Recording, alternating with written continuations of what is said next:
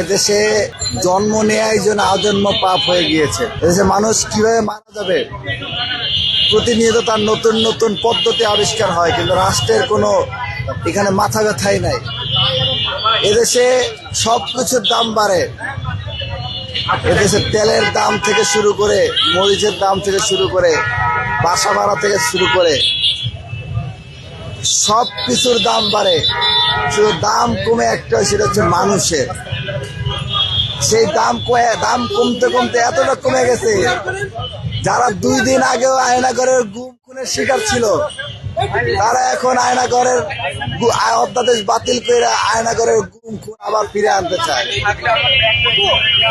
আজকে মানুষের দাম এতটাই কমে গেছে, হাসিনা যেভাবে জুডিশিয়াল ক্লিন করতো বিচার বিভাগকে ব্যবহার কইরা, ঠিক একই ভাবে বিচার বিভাগকে ব্যবহার কইরা, বিচার বিভাগকে দলীয় প্রতিষ্ঠান বানানোর মাধ্যমে নিজেদের মন মতো বিচার করার জন্য বিচার বিভাগীয় সচিবালয় প্রতিষ্ঠাতে অধ্যাদেশ বাতিল করা হয়েছে। আমাদের শিক্ষার্থীদের যে দাবি ছিল জুলাই অভ্যুত্থানে, যে শিক্ষার্থীরা মেধার ভিত্তিতে চাকরি পাবে, কোনো দলীয় বিবেচনায় চাকরি পাবে না, টিএসসি বা চাকরিদাতা যে বোর্ড, সরকারি কর্ম কমিশন, সেটা হবে সম্পূর্ণ স্বাধীন, কিন্তু সেইটাকেও দলীয়করণ করার চেষ্টা করা হইতেছে। আজকে পিএসসি পরিচালনা কিভাবে হবে?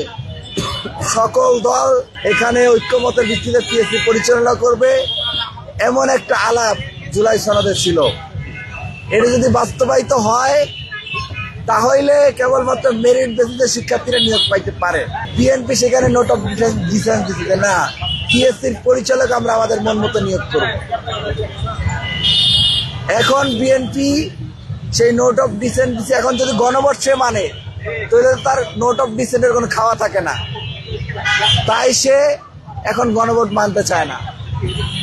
সে মেধাবী শিক্ষার্থীদেরকে চাকরি থেকে বঞ্চিত কইরা দলীয় ক্যাডারদেরকে চাকরি দিতে চায়।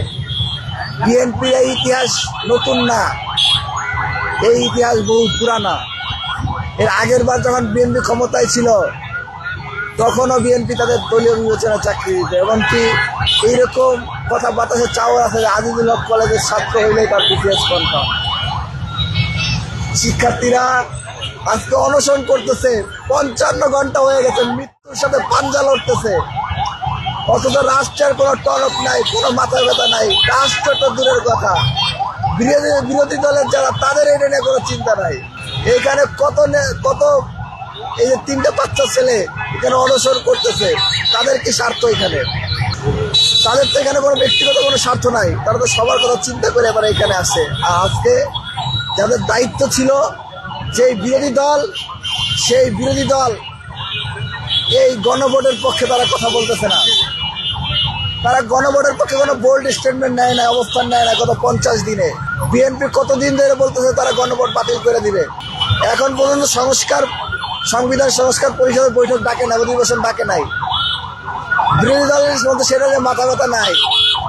আগে আওয়ামী লীগ বলতো বিএনপি জামাত বিরোধী দল, এখন বিএনপি জামাতের সরকার হয়ে গেছে, বিএনপি জামাত এনসিপির সরকার। এরা সবাই একসাথে বিরোধিতার নাটক করে, কিন্তু যেখানে বিরোধী দলের স্টক শক্ত থাকার কথা, সেখানে তারা শক্ত থাকতেছে না। আজকে যদি আমার ভাই কিছু হয়ে যায়, আজকে যদি আমার ছোট ভাইটার কিছু হয়ে যায়, এর দায়ভার কে নিবে? সরকারকে সময় দিচ্ছেন কিনা? আমরা তো এখানে অনশনে বসতেই চাই নাই, আমরা তো এখানে আসতেই চাই নাই। সরকার যদি, যেখানে গণভোট হয়ে গেছে, 70% মানুষ ভোট দিছে, সেটা যদি মেনে নিত, তাহলে তো আমাদের এখানে আসতেই হইতো না। আমরা এখানে আসতেই চাই না। আমাদের পড়াশোনা আছে, আমাদের পরিবার আছে, আমাদের সেখানে পরিবারের হাল ধরতে, আমাদের তো এখানে এসে সময় নষ্ট করার দরকার নাই, নিজের ক্যারিয়ারটাকে নষ্ট করার দরকার নাই। তো আমরা খুবই হতাশ। আমরা জানি না আর কত লাশ পড়লে সরকারের কর্ণকুপুরে শিক্ষার্থীদের আর্তনাদ পৌঁছাবে। তবে যতক্ষণ পর্যন্ত আমাদের চিৎকার করতে হয়, আমাদের জীবনের শেষ রক্তবিন্দু পর্যন্ত চিৎকার করে দেবো। আপনি জানেন, এই এখানে মুনেম যখন সে ডাক্তার আসছে, সে বলছে যে না, আমি প্রয়োজনে মরে যাবো, আমি মরে গেলে আমার লাশ আপনারা এখানে পালায় রাখবেন, কিন্তু আগে গণভোটের রায় রক্ষা করবেন, গণভোট বাস্তবায়ন করবেন। এই যে তাদের যে স্পিড, তাদের যে চিন্তা, আমি দেশবাসীর কাছে আহ্বান জানাই, সারা দেশের মানুষের কাছে আহ্বান জানাই, এই মুনেম তো আপনার জন্য লড়তেছে, আপনার সন্তান যাতে মেধার ভিত্তিতে চাকরি পায় সেই জন্য লড়তেছে। মুনেম তো সাকিব তা এই জন্য লড়তেছে যাতে আর কাউকে দলীয় বিবেচনা চাকরি না দেওয়া হয়, সুপারিশের ভিত্তিতে চাকরি না দেওয়া হয়।